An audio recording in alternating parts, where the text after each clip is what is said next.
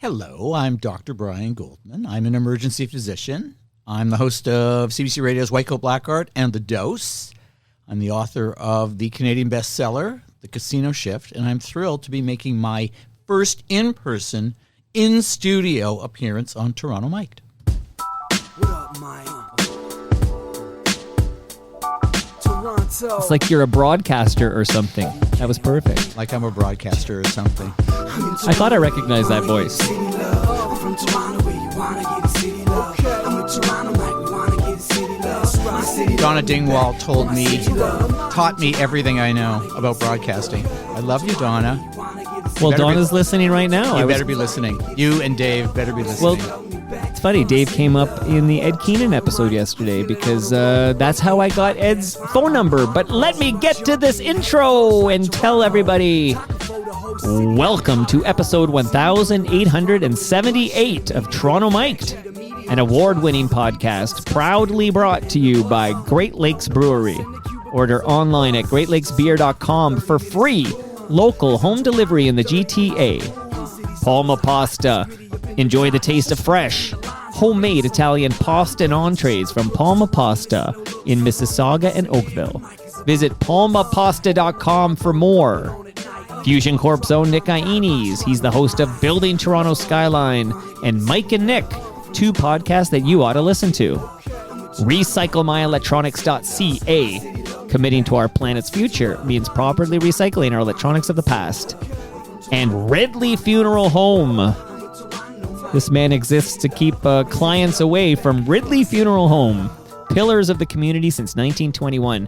And joining me today, making his in-person Toronto Mic'd debut, it's the author of The Casino Shift, Dr. Brian Goldman. This is the first time we met. Yes, it is. It is. The other times were all virtual because of COVID. Well, let me tell you, Dr. Brian Goldman, I took a note on these two. So I'm actually right off the top going to tell the listenership where they can hear the first two episodes featuring Dr. Brian Goldman. And then today will be like a whole different vibe because you're in person, you're in the studio, you made your way to South Etobicoke. I'm honored you're here. I am honored to be here. I am freezing. Your basement is as cold. You're sorry. It's healthy, right? You're the doc. You're right. It's healthy cold. It's healthy cold, and it's the best way to keep people awake when you're giving a speech and when you're doing an interview. So you're right. Yeah, I know what I'm doing around here. Episode 1870. I don't want you to get too comfy. You fall asleep on me. I had a great guest, Mark Jordan. Do you know the name Mark Jordan? He's a singer, songwriter. He was like a yacht rocker back in the day, but he's a legend. But he was here, and I watched him. Like, he got really comfy. He started melting into the chair. I had to check for a pulse a couple of times, okay? So that's when I said, no, we got to keep it cold down here. Keep these guys awake. As opposed to keeping it cool. Yeah. Like a room full of Fonzies.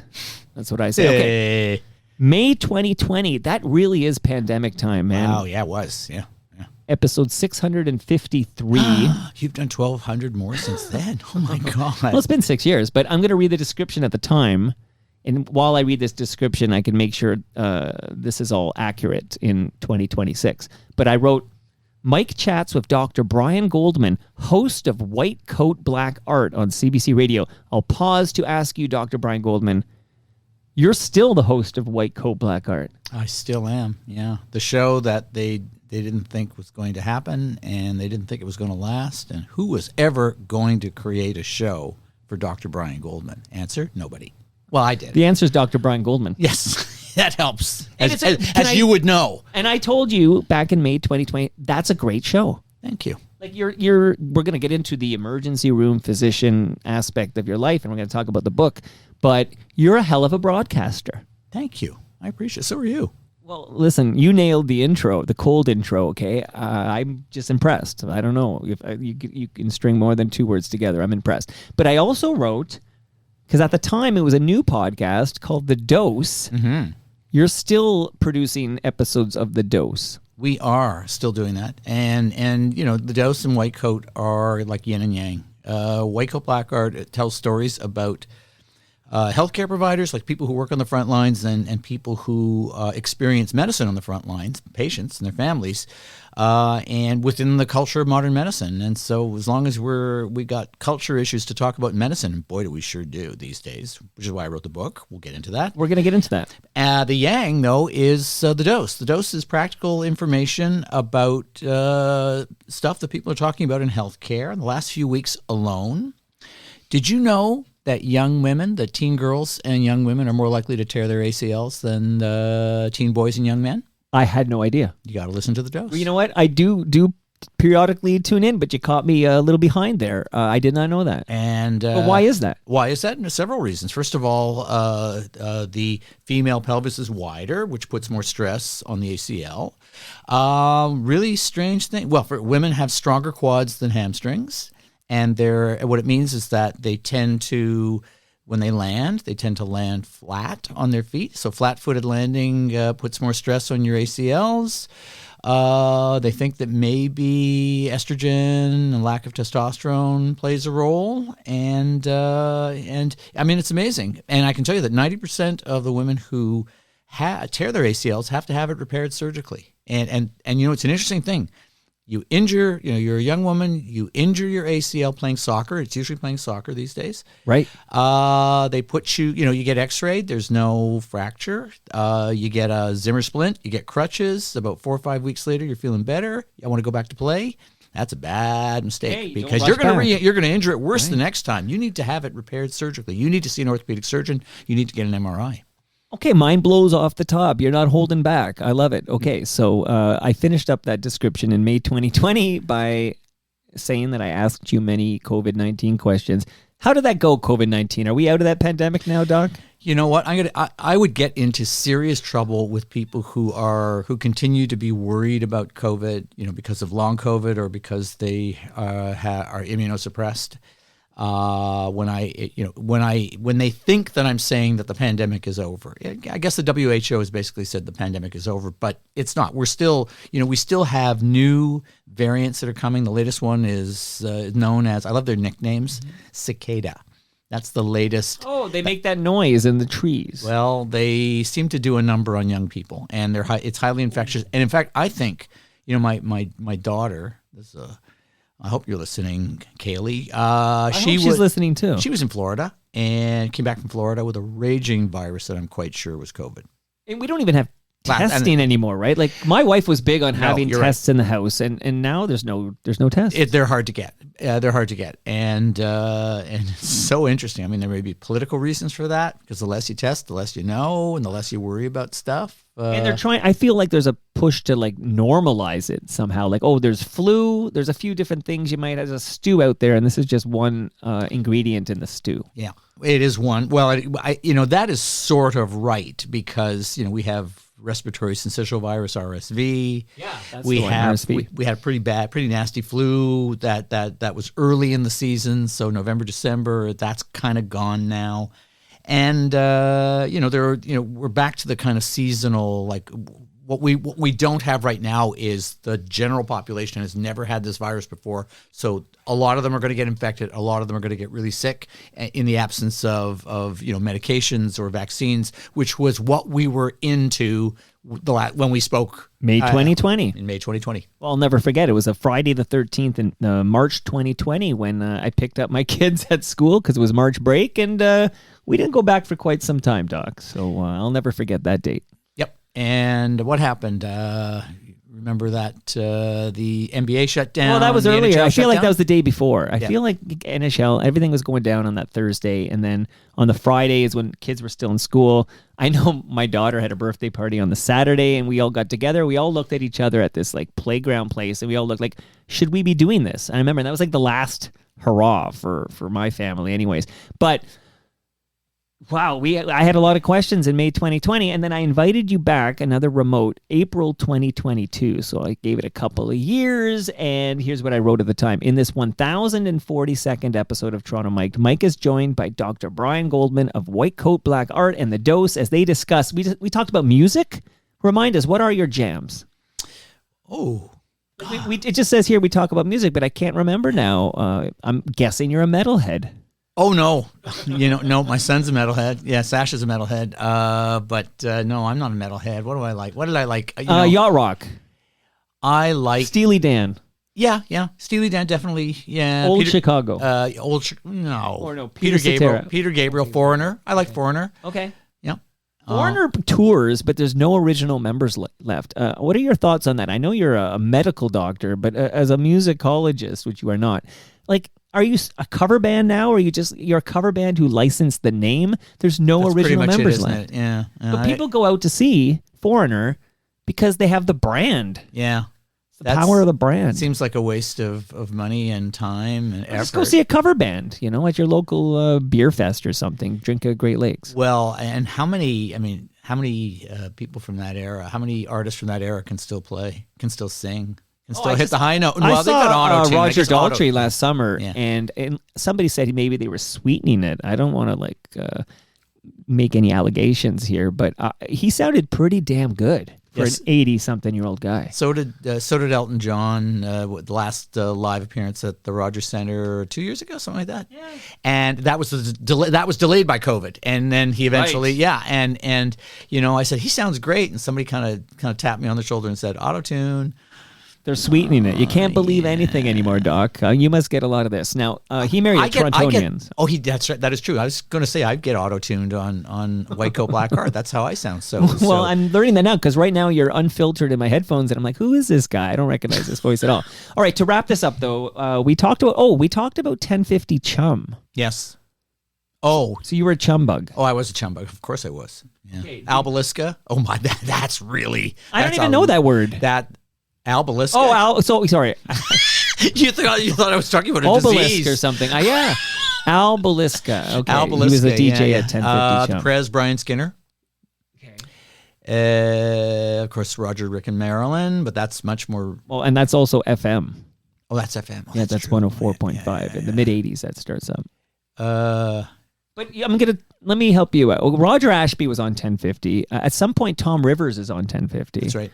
And Jim Van Horn is there. And the Greaser is there. I'm trying to remember his name. But yeah, Scott something. But David Marsden. Well, that's also FM. That's FM too. What was his name? But you're thinking of his 590. I'll help you. You ready? Dave Mickey.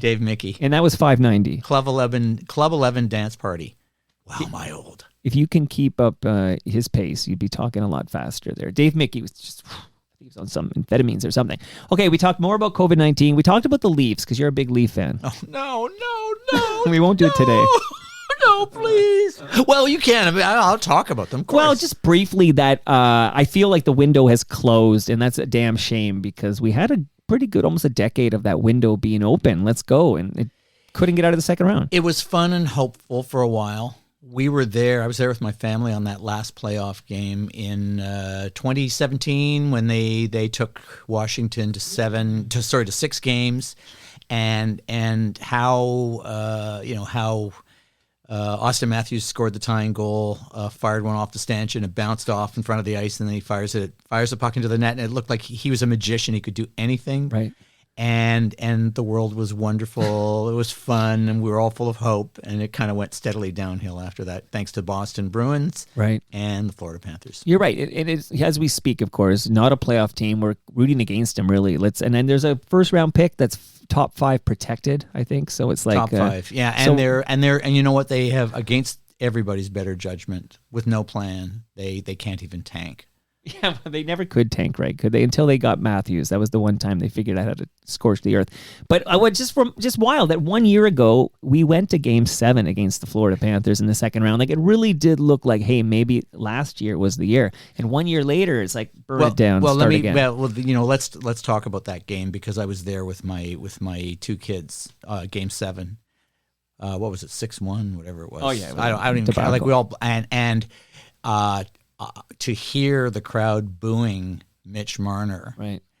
And it was like, and I can tell you, like, there was a moment when it was 3-0 and Max Domi scores, and everybody got lifted out of their seats for like a moment, and then Florida goes back, and there was a time when that team could come back from any deficit, and they did it against Columbus in the playoffs. Anyway, Florida skates down the ice and whiffs a softie past Joe Wall. Yeah. And that's it. And it was like 4-1, and then the booing started, and it was like that was the end of it. But so that core, that window we talk about, and this is it. I don't want this to be very long because it upsets me to talk about this team. But what was it about this team that was unable to put it together in the playoffs? I mean, a pretty damn good regular season team. We won the division last year. The reason we're booing Mitch Marner is because of this lack of heart in the playoffs. Lack of heart, yeah. They weren't hardwired to play that way. To play like you're ready to be injured. That's called truculence, I believe. Yeah. And it's interesting. Justin Bourne had a good blog on Sportsnet, basically saying that you cannot bring in tough guys to complement the softy skill guys. They all have to have a little bit of all of it, and if they don't, then the team doesn't play the moment that Sam Bennett concussed Stolarz last year. That was basically the end. Right. He did it in game 100%, 2. Yeah, and really, the rest of the team could have crushed Sam Bennett, and they didn't. Could have knocked him out of the playoffs at that point. Boy, I don't sound like an emerge physician right now. You're a goon. I'm a goon. I sound like a goon, but so that Anyway, but that's the power of teamwork. That's the power of teamwork. That's right. And that's what else we discussed in April 2022. Your book, The Power of Teamwork here. Yeah. Is there any truth to the rumor, Dr. Brian Goldman? And how should I refer to you? Can I call you Doc? You can call me whatever you want. That's well. Okay. Well, interesting thing. My colleagues. When I was just starting out, I wanted to be called Dr. Goldman, and they all called me Brian. And now I'm at the end of my career, and they all call me Dr. Goldman, and I want to be called Brian. Oh, that's funny. Well, I might call you Doc. I just think that's a cool nickname. Call me you, whatever Doc. you want. That's okay. I'll call you Doc. But is there any truth to the rumor that you're considering suing the makers of The Pitt for stealing that idea from your book, The Night Shift? Don't get me started. Yeah, you know what? I've actually reconciled with that. So I wrote The Night Shift, which was a single shift. It was published in 2011, well before The Pitt. But right. Hey, let's, and then The Pitt came along.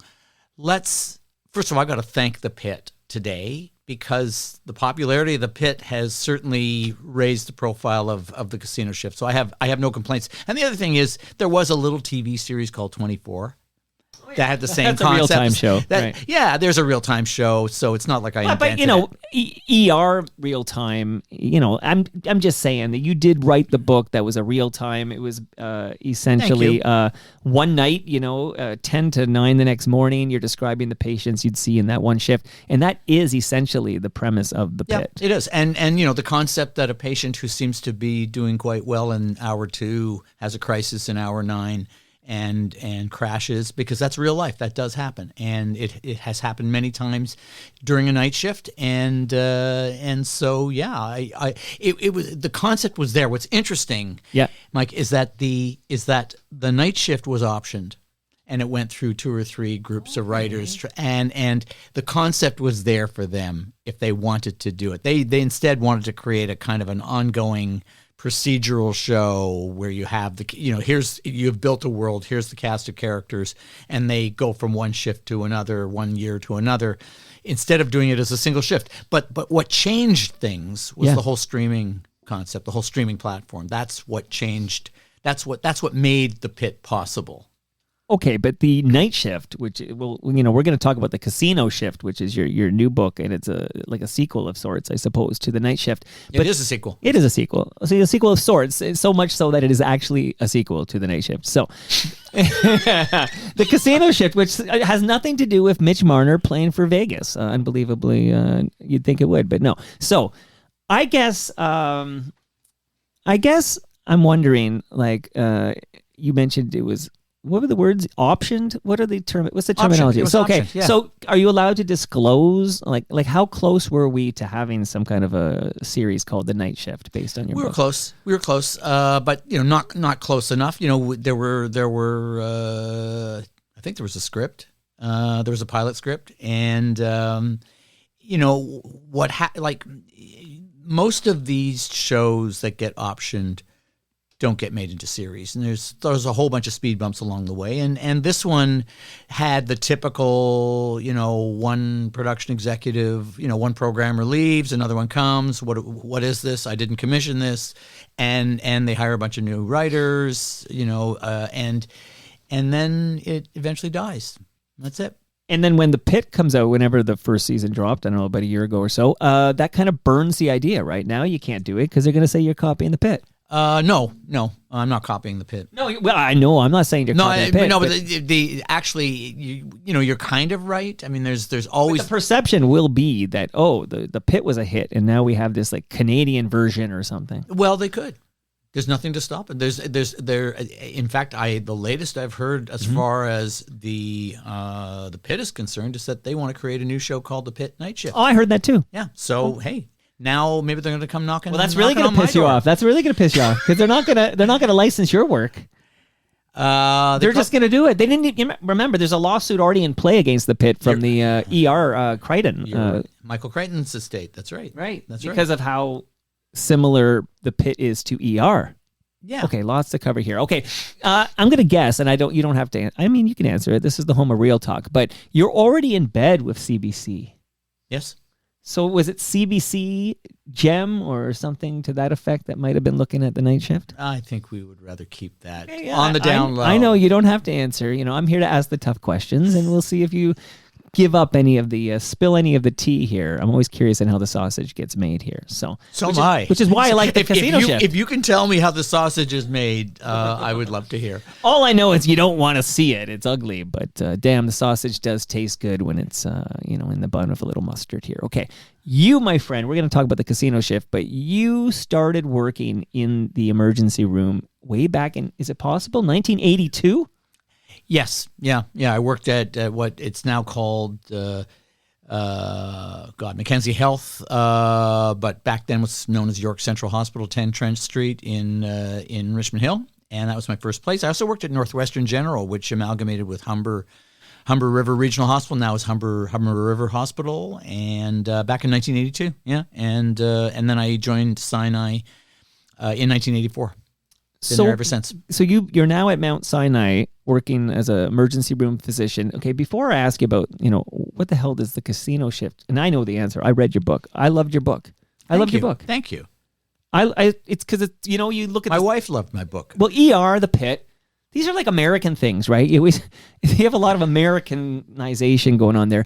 I like to kind of get a glimpse of the emergency room here at home. I like the homegrown stuff. Show me a Toronto emergency room. Yeah, and that's what the casino shift does. And I have colleagues that are saying, you've really written well how the sausage is made, and just to and that's the point. The patients that come and go, the real dilemmas that we deal with, and they're very dramatic, and the characters that come and go, the people we work with, that we love, that I love working with, I would call them representations of the people I work with, but they're not the people I work with. You changed the names to protect the innocent. I did more than change the names. I created composites. They certainly, some of the characters, some of the recurring characters, like there's two aspects to the casino shift. The spine of it is the hour by hour of me working with colleagues, and those are all representations of people I've worked with over the decades, but they're not the people I've worked with. I don't want any of my colleagues to say, "Oh God, you've really messed up on this, Brian." So I didn't do that. So that's one aspect of the book. The other aspect of the book is that I interview colleagues right across the country. So I have a coast to coast to coast kind of. Oh yeah. There's interesting to see the problems in Alberta. Yep. I learned about in your book. Yeah, Alberta, and it's so interesting because Alberta has just taken off as unfortunately a hotbed for major issues in the emergency department, and that started up in just as the book was coming out, like January, February. You had Prashant Srikumar in late December, spending 8 hours in the emergency department at Grey Nuns Hospital in Edmonton and dying within minutes, within moments of being finally brought through the sliding doors, brought into the emergency department.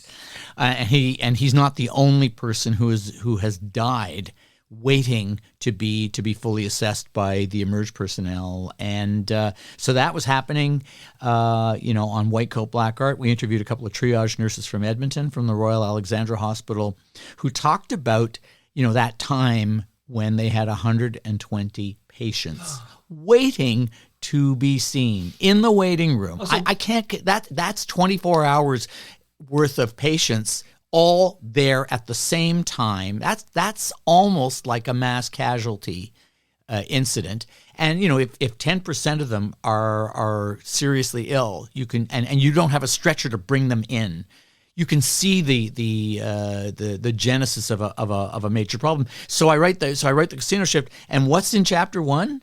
Alberta. I didn't guess that was going to happen. I guess I was. Well, you foretold it. I foretold it. Yeah, you had the data that suggested, hey, we have a situation critical. Shout out to Platinum Blonde. And there's another reason for it. Sadly, the problems that exist in emergency medicine today are only magnifications of what we've had for the last 40 years. In Edmonton, why don't they have enough stretchers to bring people into the emergency department? Because they haven't built a hospital in 40 years. Is that because they don't have provincial tax? Well, they have certainly have a different set of priorities. What is interesting, Mike, is that Calgary. I went to the South Hospital in Calgary, right beside this brand new. It's the largest. Do you know it's the largest YMCA in the world? I had no idea. You're full of the fun facts. It is gorgeous, and it's right next to this, like steps from this brand new hospital. Well, how come Edmonton hasn't had a brand new hospital? What that about? Is it that one is more NDP leaning and the other one is more UCP leaning? Well, maybe. You're making a good point there, because as far as Alberta's concerned, you're more small L liberal in Edmonton. That's right, you are. Yeah. And my wife is from Edmonton. I get my Edmonton knowledge thanks to my wife being born and raised there. Okay, so since 1982, here's what we're gonna do. So we're diving into the Casino Shift now. I read it. I got some questions. I want to get you going on a lot of this. I know you have a gift for me. This might be an appropriate time to give me the gift, because I have a couple of gifts for you. Thank you. And then it's going to be Casino Shift the rest of the way. There is your gift. Oh my goodness. There's the moment. This book, it's The Casino Shift, Stories from an ER on the Edge. Oh, I meant to ask you, do you watch The Pitt? Yeah, I do. Yeah. So are you up to date by any chance, or a little behind? Yeah, I'm a little bit behind. Tonight's a new episode. Yeah, it is. I did a TikTok, and it has 650,000 views. 3 things that I think the Pitt gets right, and 3 things that it gets wrong. Well, hopefully I have just as many listeners, because this is all what I want to talk about. So did you watch ER back in the day? Yeah, I did. Okay, so I'm going to make sure when I drop these references that you know what the hell I'm talking about. So I was a big fan of ER, although, and I won't spoil it. People can probably stream it on Crave right now. Spoil ER. I know.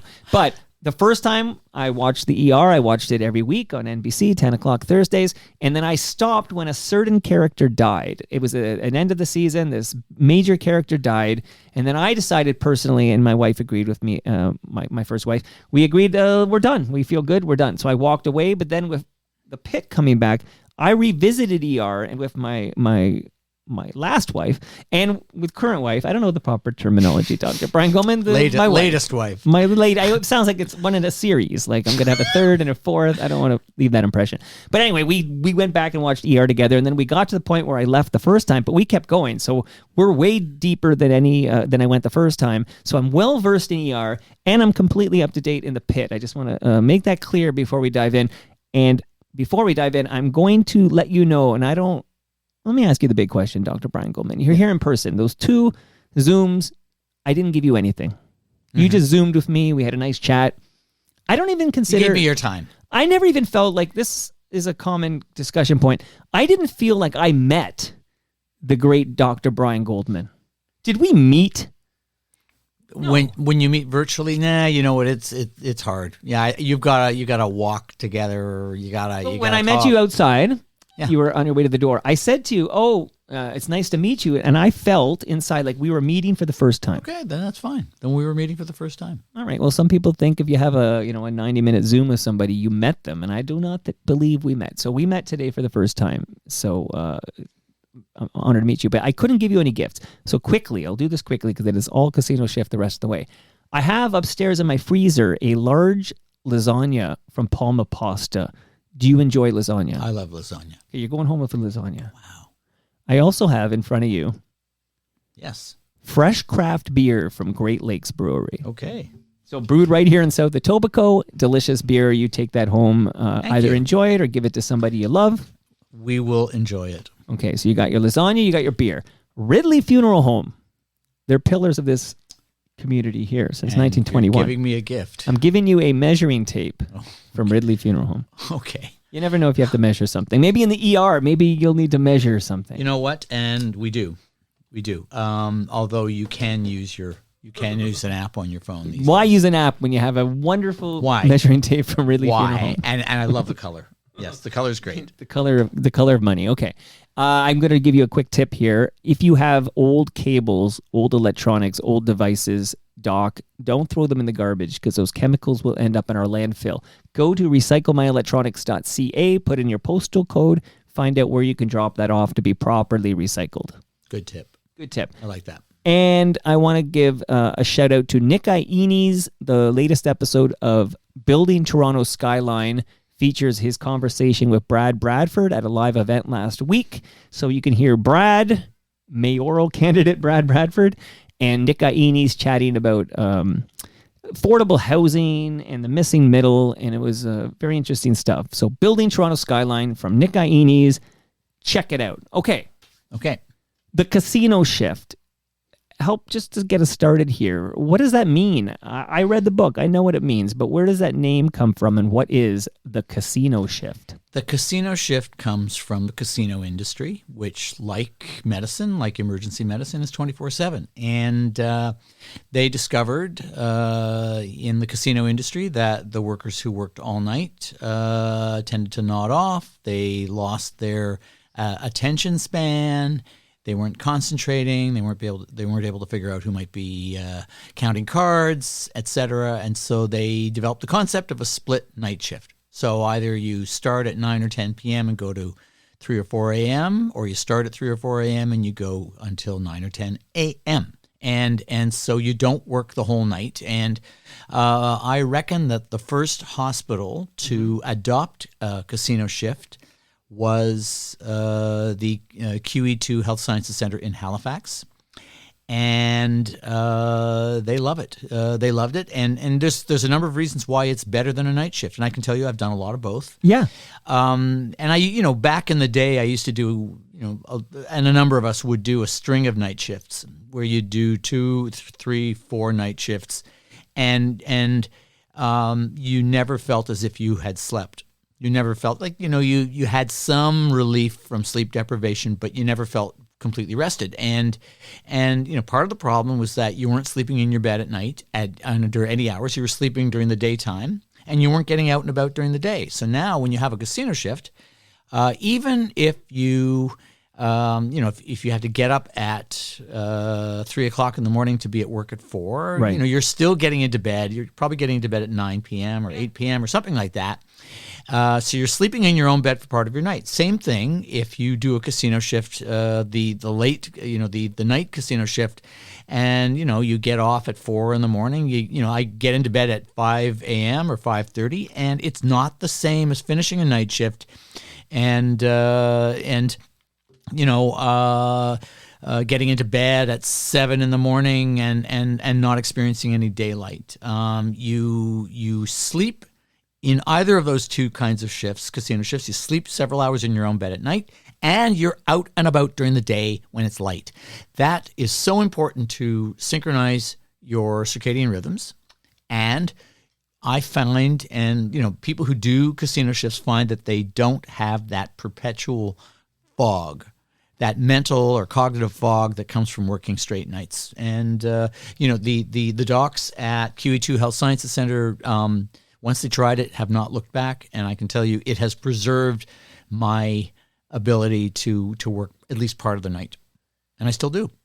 Yeah, because you can find time to sleep. Yeah, you can find time to sleep. Your sleep quality is better, and you're more alert. And yeah, you might be a bit sleep deprived, which I'm sure people listening to this are not happy about that, but it beats the mental fog. Let me tell you. What I like about the casino shift is it really puts you there. Like, so I'm already in like ER mode. I mean, ER, the small ER, not like the show ER. Although that's why I'm in ER mode. So between the ER, the show, and the pit, I'm already kind of like, I feel like I'm in an emergency room every night, basically, right now. And what I liked about your book is it put you there. For example, what I learned was, so you're talking about these 6-hour shifts, these the casino shifts, which is something new from the time you wrote the first book. These didn't exist when you wrote the night shift. Right, that's right. When you put it out in 2010 or whatever it was. And that's what makes it an interesting sequel. Like originally, when I was pitched, HarperCollins asked me, "Do you want to write a sequel? We would love to have another book in this series." And my first thought was, I don't want to do a sequel. Like there aren't a lot of good sequels. Let's. Godfather 2 was good. I loved it. And, Terminator 2 was good.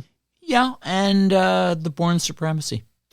Yep. Yes, I think you're right about that too. And Toy Story had, I thought 2 and 3. Yeah. Actually, I liked all of Toy Story. Okay, there you go. So there are some, and I thought, X-Men 2 is good. It's better than the first one.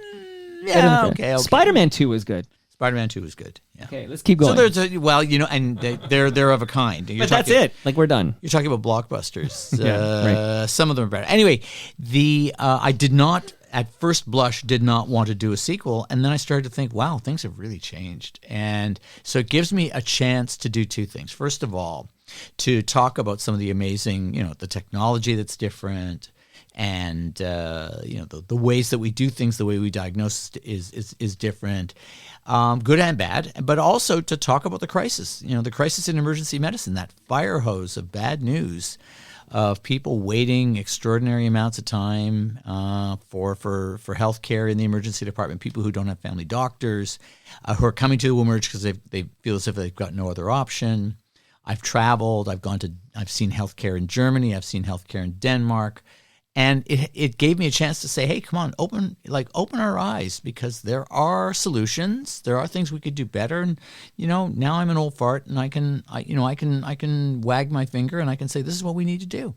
So if you've been working in an emergency room since 1982, you must be eyeballing a date in the calendar when you're going to retire. Yeah, I am. And what is that date? I need to know when we have your exit interview. What? It's interesting that you're saying that. Just call me Jason Spezza. His dad just died. Oh yeah, it's just true. Throwing it out there. Sad. Our condolences. No, it is our condolences. But he was, he didn't. He signed, 1-year contracts and basically kept his kind of horizon short. If I get tapped, I've got colleagues who I've said, tap me on the shoulder and tell me it's time. And if you're slipping, yeah, because by all accounts, and this is in your book, but by all accounts, you still got it. Yeah, I have. There are some things that my younger colleagues are way better at. They're much better at ultrasound. Picking up a probe and using ultrasound as part of their physical exam because that's their training. Technically, they're better. I'll tell you what I have. I have an ability. I have a lot of experience. Yeah. I memorized my lessons. There was a time they said that Brian Goldman would study for a blood test. I was a Browner. I was a nerd and a geek, and I studied. So I put all of that into long-term memory. So that's one thing. The second thing is, I have good situational awareness, and I think that is the worst thing to lose. If you can't read the tea leaves, that your patient needs urgent attention right now. Drop everything right now. This one requires, and that they're situation critical. They're minutes away, and because you don't want to be running to the resuscitation room to try to resuscitate them if an hour before you could have taken steps to prevent that from happening. So there's that. No question. Dr. Google has been very good to me. We joke about about Dr. Google being bad for doctor-patient relations. That's BS. I think if you intelligently search, if you're searching reputable websites, I'm all about the for source, it. Right? And I don't challenge me. Let's look together. That's my approach to Dr. Google. But I can tell you that Dr. Google has been very good to us because we have information at our fingertips. In 5 seconds, I can get up to speed on a new procedure, a new drug interaction. For instance, metatomidate is the sedative that's now being used to lace fentanyl. So people are smoking that, and not only are they getting the fentanyl opioid, but they're also getting metatomidate, which sedates them, can affect their blood pressure and their heart rate. And so I can get up to speed on this new development really quickly. And thank you very much for the internet.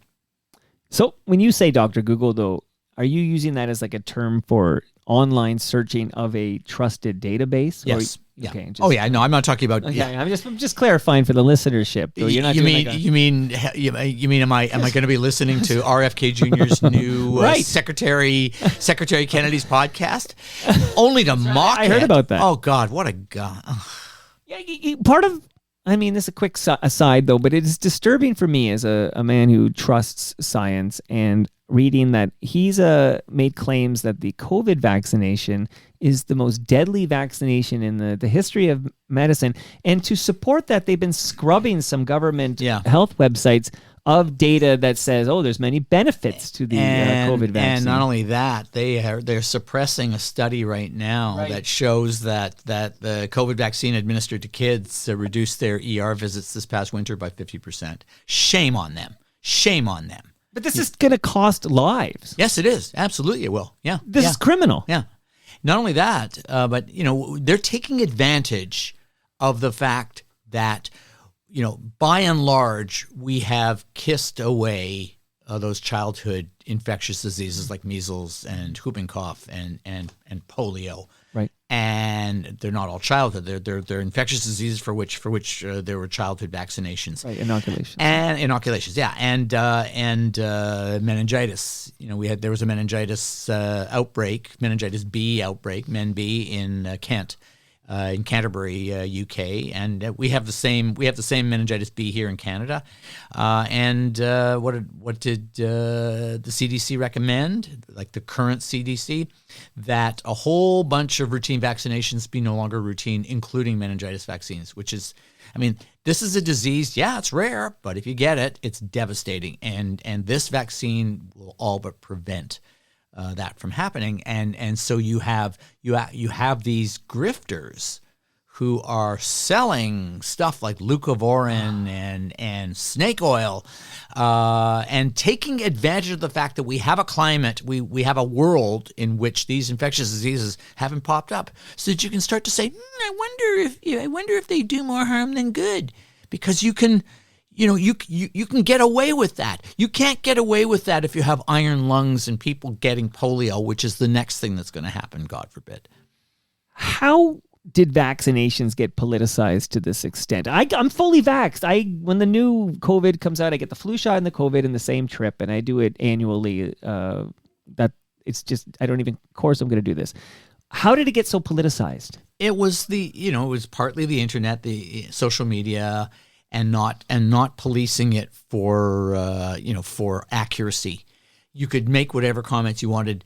You could say whatever you wanted. You're not sued. People people who have no business dispensing medical advice. They're not medical doctors. Are telling you don't get vaccinated. Right. It's a killer. That vaccine's a killer. It's just and as if the Food and Drug Administration, they're bought and paid for. Doctors are bought and paid for. Public health, all bought and paid for Distrust. by pharma, and some of this has the ring of truth. When I say the ring of truth doesn't make it true, but it has the ring of truth. It's plausible. And, in politics, there are those who know how to level a charge against somebody that has the ring of truth. And if it has the ring of truth, a certain percentage of the population is going to believe it. That's the basis for conspiracy theories and, people who... Their mindset is that once they decide something, they're certain. They don't like living with uncertainty. They don't like living with shades of gray. it's black and white. So it either has to be this is good for you or it's very bad for you. And once they decide it's bad for you, so there was a lot, and frankly, during COVID, I think the public health and I think messaging by people, including me, was probably too absolute. I think I subscribed to the theory, to the hypothesis that COVID was droplet only instead of being airborne, and that was a mistake because there were people who felt betrayed. That, hey, you know what? Maybe I should have been wearing a better mask. But at the same time, I'm not taking all the blame for that because there are people who thought let her rip. Let COVID just rip its way through society like Sweden did. That will somehow we'll all get immune and that will be the end of it. And, like a herd immunity would occur. And that didn't happen because unfortunately COVID kept mutating. Right, as the flu does. Yeah, right. Jeez, I can only imagine the uptake by Canadians for the most recent COVID vaccine is very, very low. Like I can only imagine that the most people listening to us right now just took a pass. And influenza vaccine. But flu's too. always felt low. It's lower. I've had people I know and trust. I produce podcasts who kind of made fun of me that every single year I got a flu shot for as long as I can remember, but they kind of make fun of me for it. Yeah, and the thing about, and here's the plausibility factor, that the flu shot as such as it exists today is not perfect, and it's never been perfect. It's never been perfect. It's not 100%. It will by and large reduce your chances of being seriously ill, reduce your chances of requiring hospitalization or ending up in an ICU, but it's not perfect, and that's why scientists are trying to develop a vaccine that would be universal and would be that would allow your antibodies to attack that part of the flu virus that never changes from year to year, and so it would be universally effective from one year to the next. And I've always been aware it was like a guess on what the strains will be based on like possibly what they see in Australia. Yep. I'm guessing they've seen before. Oh, you know your science. I know my science. So I always knew, depending on how accurate they are, it could be low, it could be 10%, it could be 60%, whatever. But my thought on this is, it's still the best game in town. Yeah, it's still the best game in town. Like if it's 10% coverage, that's better than zero. Yeah, and it's probably a lot better than 10%. Right, I think the low number. In its best days, it's probably 50%, something of that ilk, maybe, and on an average year, maybe 25, 30%, which will reduce the severity of your illness, and which is good, and reduce the risk of complications, which is very good. Now, I realize you're an easy man to talk to. It would be effortless to consume your entire afternoon. I bet you that's not in your calendar. But so a few hot spots about the book, notes I took as I read that I wanted to ask you about. But One is about, there's a great elaboration. I really felt like I was there. Hallway medicine. Mm-hmm. Tell us about hallway medicine and the dangers of hallway medicine, which I feel like I've experienced myself. But also, how do we fix that? Yeah. So why do we have hallway medicine? So the factors that lead to hallway medicine have not been fixed in most provinces, which is why they continue with it. Basically, we don't have enough hospital beds per capita, right? And that to take into account the fact that the population's older, we have more people living in Canada than we used to, and so building. You have to build more hospitals. And, a sea change happened about 40 years ago or so, where there was this notion, this belief that we could take hospital beds out of the system per capita through the miracle of same-day surgery, keyhole surgery, so people who, instead of spending a week in hospital after an appendectomy or gallbladder surgery, could go home almost the same day, and they can. We deinstitutionalized patients with mental health diagnoses, and the idea was that we were supposed to build up, much better community resources. We were supposed to build up home care for seniors so that they could go home. We didn't do any of that or enough of that, and we didn't build enough beds for the population and for the complexity, for an aging population. So that's one factor. And the other factor is that 10, 20% of patients who are admitted to hospital don't need to be there, but they're waiting for a bed in a long-term care facility. And these are all. I mean, I sound like a broken record. My colleagues, when we talk about this, sound like a broken record. So all of that lays the groundwork for this situation. You have a lot of inpatient hospital beds that are occupied, and for every bed that's occupied on the wards, that's one less person one less soul who can be brought from a stretcher in the emergency department upstairs to the ward. So you have lots of stretchers that are occupied. I've met colleagues who will start their 6 a.m. shift with 2 stretchers available to see patients.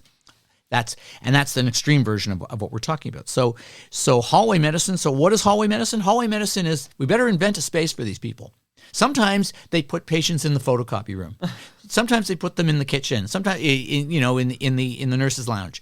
And there was a hospital. What was it? Royal Columbian Hospital in BC. They put patients in the Tim Hortons. Wow. That was a temporary thing. And so a hallway Hopefully. is by definition a temporary space. And Right. and I can tell you it's gotten worse now. Now we have waiting room patients where you create stretcher spaces in the waiting room and you try to institutionalize that by having phlebotomists, people who do blood work, because you can't have the triage nurses keeping track of 60 or 70 patients and doing blood work and doing assessments on individual patients. It's just not possible to do that. And you have what they tried in Alberta, and they were supposed to do it again now. Like everything old is new again, where they were going to have these triage liaison physicians, the physician liaison doctors, who would go through the patients in the waiting room and assess who needs to be admitted, who maybe can go home with community resources, with a home care assessment. And that's just an extreme version of what we have. Now, you asked a whole bunch of other questions. I guess the other question is, so what's wrong with hallway medicine? It's not private. There's no access to bathrooms. You're having intimate discussions about what's wrong, about prognosis. You're telling somebody they have cancer in a hallway, for God's sakes. But it's worse than that. Older patients who spend time in a hallway are more likely to die during that hospital stay than if they're not in a hallway. When you came to the hospital, okay, that's the worst decision you could have made today. And a lot of patients feel that way. Okay, when you talk about, because I was going to ask you about this later, because pit stop, I was reading about pit stop. Do you know what pit stop stands for? Oh, you tell me. Paramedic initiated treatment of sepsis targeting out of hospital patients. This is ceftriaxone. They can get ceftriaxone in the field and blood work. Yes, thank you. Yeah, just Yeah, good. just taking notes over here. But hey, so you. good, 2 things that tie in. So this hallway medicine, which I read that whole chapter and it comes up often. It was following a chapter I had just read about Molly. Yeah. Molly's what you call, I don't think you use this term anymore, but we used to call Molly a frequent flyer. Yeah. We and that's an interesting point. So first of all, people who somebody who comes to the emergency department regularly, I wrote a book called The Secret Language of Doctors, where I discussed what a lot of cultural beliefs or beliefs in the culture of medicine as symbolized by slang. The problem with slang, and I can tell you that frequent flyer or bed blocker are slang terms we don't use these days, but they're mild. They're mild forms of slang. Right. But I can tell you a lot of people who wouldn't be caught dead using slang had no problem saying the phrase frequent flyer because they didn't think it was slang. And the problem with it is that it objectifies, it stereotypes behavior. The fact that somebody comes to the emergency department frequently. Why do they come? Because they got no other place to go to have stuff managed. And, Andrew Buzari, Dr. Andrew Buzari at UHN found that, a lot of people we know this, a lot of people who come to the emergency department frequently live in precarious housing. They spend much of their time on the streets or in shelters, which are not safe, which are not the greatest place to be. And they come to the emergency department sometimes 100 times a year or 200 times a year. Well, what Buzari discovered is that if you give them a home, it's called Dunn House. They take good care of them there. And it's not just that it's a house. They also provide mental health supports and other kinds of medical supports. They have a clinic there. And they're less likely to come to the emergency department, and they're in better shape. So our system, it's like a canary in the coal mine. People who come frequently, like Molly, who come to the emergency department frequently it's symbolic of a system that's not taking proper care of them. Yeah, so frequent. Oh, I'm using this antiquated term, and I think you hit it on the head. But like a term like frequent flyer, you would minimize the condition. Like it's sort of like you disregard that they might actually have something or that needs you investigation. dehumanize them because you're calling right. them you're calling them by a behavior when it's like we learned not to call people with diabetes diabetics. They're people with diabetes. They're not diabetics. It's like that suggests that the entire sum total of their lives can be summed up. The different species. Exactly. They're people who have to deal with blood sugar issues, and maybe they have to take insulin. Maybe they have a Dexcom. They have a and they're taking medications. They're trying to lose weight. Maybe they're on Ozempic or one of the other medications, Jardiance, etc. Now you mentioned actually earlier that some people don't have a family doctor and you become their family doctor. So I was interested in the book when you talked about Bill. And he basically, I think there's a quote, you have an exchange of a colleague. He's been coming here for 7 months. It's like we become Bill's family doctor. Right. And then the question's asked, how would you feel if you had a mystery pain like Bill's and didn't have a family doctor to turn to? You end up in the ER. Yes. And it's because, what are your options if you don't have a family doctor? You can go to an urgent care center. You can't just go to an urgent care center. If you've ever tried, you have to sign up. You have to call. And if they have space, great. Is that right? Because there's one near Sherway Gardens. Yeah. Trillium, I think it's called. They don't see everybody no matter how long because they're not 24/7. They close their doors, so they have to be able to manage their patient volume. And so, not surprisingly, an hour or two into the day, they've all of their appointment slots are full for the day, and that's all she wrote. And after that, your only other option is the emergency department. And think about, like, it's estimated that there's 6 million Canadians who don't have primary care, don't have a family doctor or a nurse practitioner. I would put to you that many millions more have someone who they seldom see because of lack of appointment slots. They could book an appointment in 6 weeks. Or geography, like I don't have a car, and I don't know, maybe it's a town over. We talk from Toronto. We forget there's a lot of this country where you have less resources at your doorstep. And, I talk about this at the end of the book, at the end of the casino shift. Denmark or the Netherlands, they have like 99% of the population has primary care. When you arrive in the country and you have your landed immigrant status or your work visa, and you are entitled to health care benefits, your social insurance card has the name of your doctor written right on it. And you didn't have to look for this person. You didn't have to dial up and phone a friend and ask your relatives, are they taking patients? And fascinating. And if you don't like, and you have choice. If you don't like that physician, they'll find you another one, or you can find another one. And that's because, they have a system of mandatory enrollment. So just like your kids reach the age of 5, by December 31st or pre-kindergarten, and they have a school. They have to provide you with a school in the same way they have to provide you with a physician.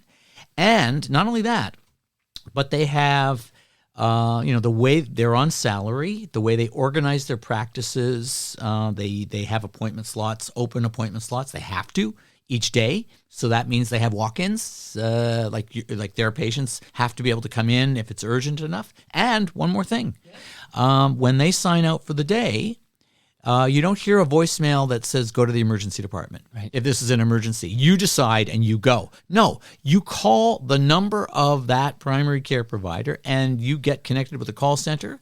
And that call center, they take a triage history and then they put you in touch with the doctor and the doctor on call. And they do one of 3 things. Either they treat you, phone in a prescription, or they send you back to your family doctor. Or if they think it's an emergency, they call the ambulance for you. You don't select the emergency department as your destination unless you've collapsed and they call an ambulance for you because you've collapsed. Whereas in Canada, you can select the emergency department. Now, it's not the fault of the people who select the emergency department. It's that they have no other place to go, whereas places like Denmark and the Netherlands have a place for you. That's why Bill's showing up in that ER. He's got a pain and he doesn't have a doctor to turn to, and you become his doctor. Yeah. Jeez, okay. But except you can't. You can't become their doctor because you don't know them like your family, like their family doctor would know them. Well, that's not the purpose of the ER. Yeah, of course. Right. But, I know that first I hand know experience. I know what you're saying, but that's the misery. That's how this is not working Well, that's for right. anybody. Between the mollies and the bills, and then we talked about the symptom here being hallway medicine, and you talked about how hallway medicine kills. Yes, it does. It kills, and it's there's a risk of sharing sharing germs, sharing infections. But yeah, no, it's that you're not as well monitored in a hallway. Like in a hallway, you're not going to be placed on a monitor, for instance. So cardiac monitor could be the difference between recognizing a cardiac arrest in time to save the patient and not. You're not getting the same level of nursing care that you would get on a ward, and you're not comfortable. You're kind of on alert. Your body's kind of under stress. It's already under stress because you're in the hospital, And you can't sleep. Nope, you can't sleep. I spent a night in a hallway fairly recently at an emergency room. Yeah, You can't sleep. There's lots going on. there's a lot of noise, And you have patients who are there who are not being quiet in the hallway. Yeah, that's Okay. right. But that's actually an issue throughout the hospital, and there are hospitals. I remember the Ottawa Hospital instituted these silent alarms where if the noise level got to a certain level, they had noise meters that would register colors, and if it got into the red zone, too much noise. And so they were trying to monitor it, and I think if you don't track it, then you can't do anything. Well, that'll about make it. the noise lady happy, and listeners know who I'm talking about. Shout out to the noise lady. So I mentioned to you, Doc, in this chat, we talked about Ridley Funeral Home because they're a sponsor of this program, but I also produce a podcast for the funeral director at Ridley Funeral Home. His name is Brad Jones. The podcast is called Life's Undertaking. Brad was here yesterday. We recorded a new episode, and we chat every couple of weeks for Life's Undertaking. And having these conversations with Brad, I can see how he struggles somewhat, like with what he sees in his day-to-day job. Like he's absorbing, he's seeing a lot of stuff, A lot of trauma he's seen, and he takes it in. He talks about coping mechanisms, etc. So I can't imagine how you, Dr. Brian Goldman, how you cope when you see young people come in. They might have a pain, and at some point in their visit with you need to diagnose them with something. Possibly you may need to tell them they have cancer or something very serious. So how do you cope? You're a human being, right? Yeah, you confirm or deny those allegations. Are you a human being? Yeah, I'm a human being, and you took me right back to the last person I saw with cancer. I'm not going to give details of the patient, but this is somebody who's got a young family, and this is not good. This is and you talked about me. I'm thinking about them. I'm thinking about my patients, Right. and I found that as I'm well past 40, but I think somewhere around the time I turned 40, or I started to think more about not hoping that my patient doesn't have that diagnosis that I'm doing the CT scan to find to rule out, Sure. like a mass in their abdomen that turns out to be cancer of the pancreas or something like that. So how do we handle it? Well, because to build on that is that you're not their family doctor, Right. You don't have a rapport, you don't know their history and stuff, but you're now, looking at the whatever you're looking at, the X-ray or the scan. It's the CT scan. The CT scan, okay. Yeah, and or you, ultrasound and you, or but MRI. You're now the person who needs to tell this person, regardless of their age or health, you need to tell this person that they have cancer. Yeah. So the first thing that I wrote this book, The Power of Kindness, and it was really an exploration of empathy and whether I still had empathy. And that book came to me at a time when I was ready to ask that question: am I still a kind soul? And I think most of us are hardwired to be kind and empathic, without which evolution favors people who can empathize, and that means that they have the brain cells, the neurons that allow them to be both the participant and the observer at the same time, so they can flip perspectives. And I can imagine what it's like to be you right now, thinking I got to juggle all these questions, or I have time to finish the interview, I got to slip in a commercial, and so I can think about that. And so when it comes to breaking bad news, Mm-hmm. early in my career, I was worried about, how do I sound? Do I sound right? Do I sound bad? Do I sound cold? Are they going to be mad at me? Are they going to blame me for telling them what's wrong? And if they started to to get emotional, especially if you're talking about a death. Somebody who they didn't get a chance to say goodbye to, a loved one they didn't get a chance to say goodbye to, Right. that they would start, having an extreme grief reaction. Yeah. Then one day, I flipped the script, and it was really the day that I saw the cardiologist who had looked after my dad for 5 hours, and then he just died kind of suddenly. He was having a heart attack, and I could see the discomfort on his face, and I not at that moment. At that moment, I was grief stricken. I didn't want to have to deal with his emotional, and that's when the light went off. That I realized that I was bringing my emotional state into this conversation with this patient, and that I'm breaking bad news to, and so. It was in that moment, realizing that he was attending to his own discomfort, that I thought, I'm going to relieve him of his discomfort. And I said, thank you very much for looking after my dad. And I could see him visibly relax, and he said, take all the time you need. And he withdrew.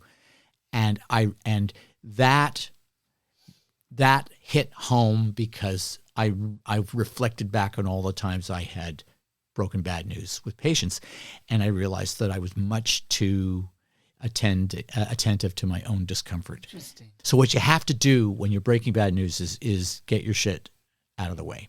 That means meditating, whatever. 5 seconds, say, this is not about me. This is about you. This isn't about me. This is about you. And I'm talking about, I don't say this to the patient. I center myself. I clear myself. I sit. I don't stand over a patient. I instruct the ward secretary, hold my calls. I don't want to be called unless there's a cardiac arrest that I have to run to. I want them to feel as if I've got all the time in the world, and they have all the time in the world, because for them, time stops. Right. At that moment, especially with a death, but with a devastating diagnosis like metastatic cancer, like stage 4 cancer, time is stopping for them. That was a moment in the book, and you mentioned that when you're delivering this news, it'll often result in tears from the person receiving the news, right? They're allowed to scream. They're allowed to get angry. They're allowed to do all that. They have all that permission. But Doc, I'm curious, how do you process that? Like, do you go? I know, do you go for a run or something? Like, do you meditate? You mentioned a brief meditation of a few seconds there, but like, how do you cope with the fact that you just told a 24-year-old that they have stage 4 cancer and need to speak to an oncologist, and they're maybe distraught over receiving this horrific news? Like, how do you cope with that? What do you do? I talk to, most of what I do is I talk to Tamara. I talk to my wife, my partner, my life partner. We'll be married 30 years this December, and we walk and talk. She talks about her clients. She's retiring from the YWCA Employment Center. She helped a lot of people get jobs, dusted up their resumes, helped them dress for success, helped them process their files so that they could get into government programs that would help pay for their education. And her taught lots of seminars, and her clients love her and her coworkers love her. But yeah, you have a confidant. I have a confidant. We talk, and you have to have a confidant, and that's otherwise you'll end up drinking or something. Or you'll bottle it up inside. Right. This is happening. But it's not the only thing that we deal with. We, like everybody else, we deal with microaggressions. We deal with, consultants who put us down. There's a time when I need help. That happens a lot less lately. I have to say the residents that I work with are fantastic, by and large. I think, and if they're not fantastic, they're having a bad day. They've had too many consults. They've been kicked around by somebody. And so I have to I can empathize with them. I can say, hey, what's going on? Are you okay? So basically I cope by trying to connect as much as I can, either it's coworkers or it's my partner Tamara. and because you have to be able to be able to decompress. You have to be able to talk about this stuff. The Casino Shift, your new book, which I highly recommend, especially if you enjoy the Pitt. You got to check out the Casino Shift. But I didn't even consider until I was reading in your book what it's like for the technicians, right? Like, because the technicians will see it. They won't say the X-ray anything technicians. They're called MRTs, medical radiologic technicians. Yeah. So they'll know before you know. Yeah. And then it's your job to convey this to the patient. Yeah, but, the MRT who has to keep a poker face. Yeah. And a lot of us, if you've gotten bad news, either a miscarriage, obviously visible on an ultrasound or a CT scan, or in this case, I told the story of a technician, of a technologist, a medical radiographic technologist who could see the brain tumor on the 5-year-old and had to keep a poker face and say, you have to talk to the doctor. And with mom looking, eyes welded on the technologist's face, looking for any clue that they see something. It's heartbreaking even. Yeah. And the point, what's really heartbreaking is that they often don't have the emotional support that I have. Right. People expect nurses to have to deal with the trauma, but not MRTs. And they're burning out. And the other thing I talk about in the book is how CT scanning has changed. It used to be that CTs were an event that took 45 minutes to an hour to do. Now they can get them in and out in 10 minutes. And so they expect the same technician to process 5 times as many CT scans in an hour. And it's not just that they don't have, they can't process, but they don't even have the time to process. Another one and another one and another one and another one. And no wonder they're burning out. Jeez. Okay. Yeah. My goodness gracious here. Okay. So this conversation has been wonderful. Was that, by the way, was that on the Pitt? Were MRTs on the Pitt? No, on the Pitt, there's a guy named Duke. But do they like, no, yeah. You don't, I mean, I can't think of that specifically, but you definitely see that, this friend of Robbie, the main character, Noah Wiley, he needs a CAT scan, I guess. He needs something to that effect. And he keeps getting delayed by other people coming in, and he's there all day, like all shift. He's kind of there waiting, but at some point... that's the patient. But not the MRT. And that's why I wrote the book, because I never considered it. I see exactly. And I wanted people to read the book and learn things. And I have emergency colleagues, who have never thought about the people who take CTs until I wrote the book. And now they're thinking about them. Yeah, well, now I'm thinking about them. So, now I can't not because think it's in your about book. them. Yeah, well, it's just they see it first, actually. So, and what is this? Is a quick aside. I was thinking as I read your book, but what is it with all the colon cancer diagnoses in young people lately? Yeah, like why is that on the rise? I did a TikTok on that recently, and so we don't know. It's not turbo cancer. Anti-vaxxers, sorry, it's not turbo cancer. It's not because you got COVID shots if anything, COVID itself might, by causing chronic inflammation, might actually predispose you to cancer. But is it diet? Is it gut microbiome? Is it obesity? Is it alcohol consumption? Because people are drinking more at a younger age than they used to. Those are all possibilities. You'd think with cannabis that they'd be drinking less. Yeah. You'd think that they'd be some would be placed. They're drinking more alcohol, and so we don't know why. It's clearly not genetic because it wouldn't suddenly be happening, and it's tragic. And we are seeing people in their 20s and 30s with stage 4 cancer because they they went to their primary care provider complaining of a change in bowel habits and maybe a little bit of blood, and they were told it's probably irritable bowel syndrome, couldn't possibly be cancer because you're too young. Right. And we've had a number of people on White Coat Black Art. I don't know if you remember. Do you remember Bishop Brigante? Bishop Brigante was in Orphan Black. He played he was a major guest star, recurring guest star, and he died before the age of 50 of colorectal cancer, had stage 4 cancer, and established a petition at the Ontario legislature to lower the age for screening to 45. I think he would have liked to have been even younger. And then of course the former star of Dawson's Creek.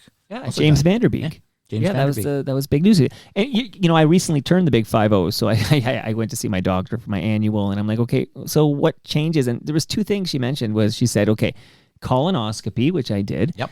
And she recommended I pay for the shingles vaccination because you can at 50 you have to pay for it out of pocket. Shingrix, yeah, Shingrix. and we think it reduces the risk of dementia. Well, I did it, Doc. Okay, both shots. Good for you. Done out of pocket there. Okay. And there's also, there's also blood testing, and it's not all poop testing, for blood, but also there's blood tests. At the moment, you have to pay for this stuff, but there's blood tests that can detect the genetic fingerprint of colorectal cancer, and so that's something that we're going to probably do more testing of that kind in the years to come. When is your next shift? My next shift is Saturday. It's casino shift, Saturday. Okay, and you did, in the book, you talk about how you can, if you're really busy, you can have a doc come in a couple hours early for that casino shift. Right? Well, that's what I did, yeah. Like if they're real busy and they call you. They call you in, yeah. You have to be prepared. You have to be prepared for our shifts. We have wonderful, generous colleagues, and one of the things that we do is we are available to come in up to 2 hours before our scheduled shift. We don't do that with a night shift. We're not going to ask a night shift doc to come in at 9 p.m. because they deserve to get their sleep and be ready to go. But we also have an on-call. We have an on-call doc, and we call the on-call doc for two reasons: either because somebody can't make a shift because they have an illness or a family emergency, or to handle excess volume. And we didn't have that until about 20 years ago, and we instituted that. Okay. Now, you talked about your TikTok account. What is your handle? I'm not on TikTok, I'll confess to you. I don't have a TikTok account. But for the many people listening who have TikTok, how can they follow you? I got to look it up. I guess it's not as simple as Dr. Brian Goldman. No. That would make too much. Night Shift MD? At Night Shift MD. I know my Twitter handle. Right. That's my X handle. You still post it on X? Yeah, sure. Okay. Yeah, you know what? It's I abandoned ship at some point. We have, we switched over, a lot of us switched over to Blue Sky. That's where we Twitter refugees are hanging out. Yeah, so, I have a Blue Sky account, and I've got like 13,000 followers. I still have 100,000 followers on X. Sure. And there's a lot of doctors who, there is a lot, the algorithm is nuts. And I don't get the engagement I used to get. I get weird engagement. And so there are moments when I feel as if I'm, spitting into the Grand Canyon. I have no idea if people are actually... I miss pre-Elon Twitter. I miss that experience. Yes. Yeah, he kind of wrecked it. He wrecked it, all right. Because you mentioned a popular TikTok post of yours was about what the Pitt gets right and what the Pitt gets wrong. Yep. When I initially thought of this episode, it was quite simply... Pitt. Let's talk about how the Pitt, like how realistic is the Pitt. But then as I read your book, I realized I actually don't want to do like the whole episode about the Pitt. I want to talk about this great book, The Casino Shift. But maybe on our way out here, if you're game, sure. Could you tell us a little bit about what the Pitt gets right and what the Pitt gets wrong? Okay, so now secret weapon of the Pitt. Yeah. They have partnered with the premier emergency medicine podcast in the world. It's called EMRAP. So they actually have the director, like one of the key doctors who's a consulting producer on the show. That's first of all. So they get the medicine right. They get and they don't just talk about fentanyl, which is kind of old news, but fentanyl laced with xylazine and medetomidine, and So that's one thing they get right. They get the medicine right. It's spot on. They get the technology right. So bedside ultrasounds, POCUS, and ECMO, extracorporeal membrane oxygenation, the artificial heart that can sustain people whose hearts have been damaged by cocaine or by valvular heart disease or myocarditis, Infections. They get that right. They get the milieu right. Waiting room medicine, hallway medicine. So they understand the issues, and they're getting more into Medicare, and that people are going to be thrown off Medicare and Medicaid benefits. They've got that. for-profit hospitals and closing down hospitals, putting more pressure on urban emergency departments to stay open. So all that they get right. What do they get wrong?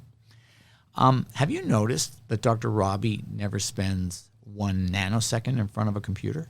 Oh, yeah, I have noticed that. Yeah. And this weird business of bopping from one room to another and kind of going there for like a star turn and then going to another, that we don't do that.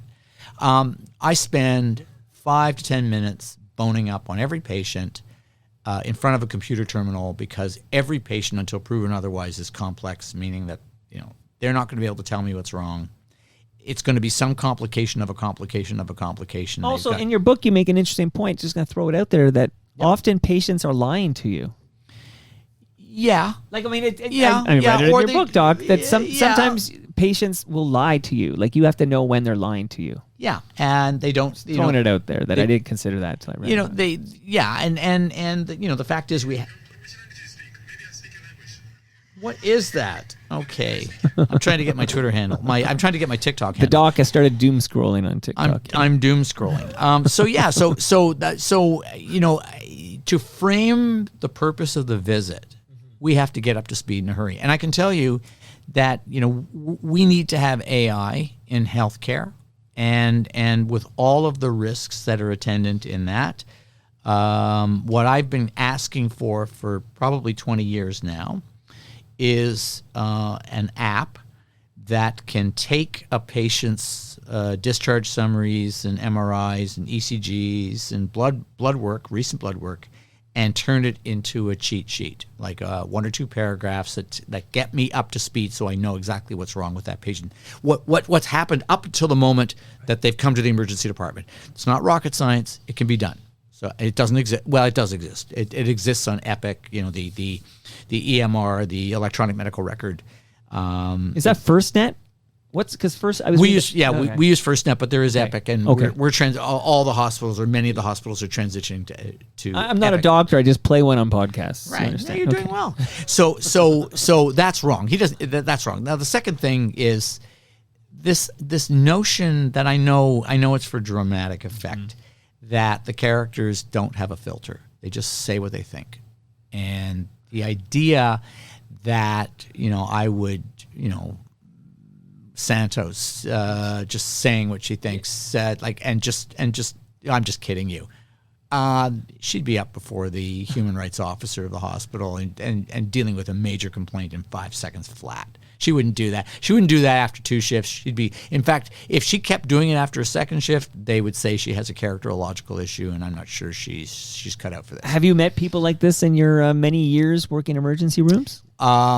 They stick out like a sore thumb. Like, did you ever see a colleague at obviously you won't identify this person, you know that, but you ever have a colleague where you're like, maybe emergency room medicine isn't for you. There's other vocations. But I would never tell them that to their face. And there would be conversations about it, but it would take a long time for the conversations to happen. It would be tolerated for a long period of time. Interesting.